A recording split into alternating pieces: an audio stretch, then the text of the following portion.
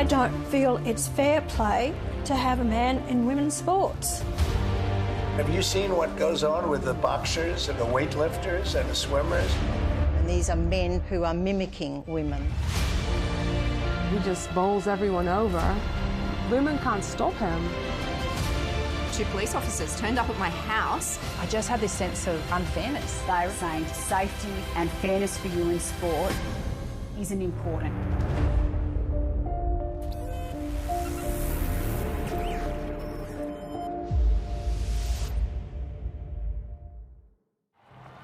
On the whole, sex-divided sport, male only or female only, worked well for the better part of a century. Until now. Women's sport has been rocked by the inclusion of transgender athletes, men who've transitioned to become women. It's come at a high price. Injuries, claims of unfairness, and lawsuits. Deborah Ackerson is one of Australia's most successful female weightlifters, a dual Olympian and 5-time Commonwealth Games medalist. In 2002, she made the first ever Commonwealth Games women's weightlifting team. I was 18. I'd literally just finished school and really couldn't believe that I'd actually made the team. The first ever time that women got to compete in weightlifting at the Commonwealth Games. It was a really special moment. 16 years later, her career ended after being forced to compete against a transgender weightlifter 50 kilograms heavier.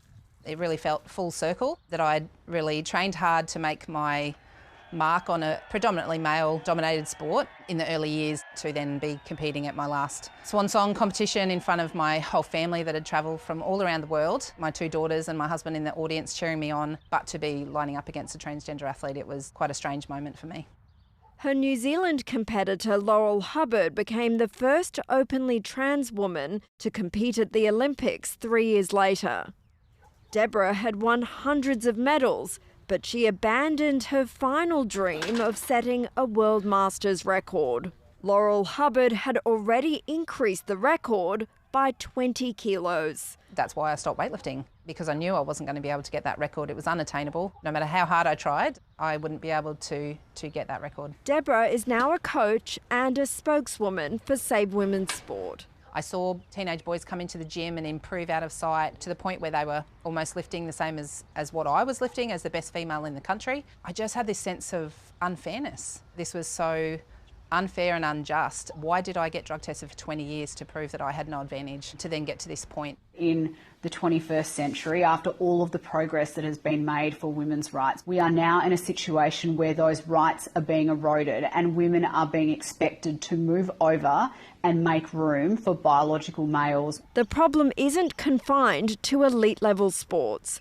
Vanessa plays amateur women's soccer in northwest Sydney. She's asked to remain anonymous for fear of legal and professional repercussions. It's quite obvious and clear when those players would run or kick the ball that there was a different level of strength. Last year, her team played against the Flying Bats, which calls itself the biggest LGBTQIA+ women's and non-binary football club in the world. Its all-ages team has 5 transgender players and won last year's competition undefeated. It does feel unfair if potentially half of the members of a team could have the male biology and physique. There are a number of males on the Flying Bats football team that are frankly trouncing all of the other female teams in that competition. One of the regional managers told me that he didn't care whether they were male or female playing in the female divisions. As long as they paid their $300 registration fee,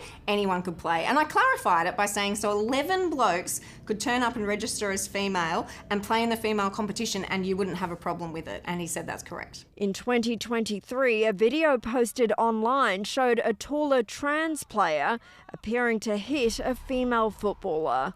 The woman went soaring towards the fence line and ended up on the ground in the fetal position. The trans player later moved to the Flying Bats. There was a very late, intentional and forceful hit then on that female player, by the transgender player. That for me just is very evident of the different levels of forcefulness and almost a little bit of vengefulness in that sort of play, very aggressive play. In AFL, a young player claiming to suffer from chronic post-concussion syndrome from tackling a transgender player reported the injury to Women's Forum Australia. The player claimed a teammate also suffered serious internal injuries after being kneed in the stomach by a transgender player. Both played for Melbourne University Women's Football Club. This person plays for the Melbourne University Women's Football Club, where players don't even need to identify as women, as long as they are transgender, gender diverse or intersex, feel most comfortable and safe participating in women's football, and their exclusion from the club would result in their exclusion from the sport. Look how much bigger this person is than the women behind him. They stand no chance. This is so dangerous.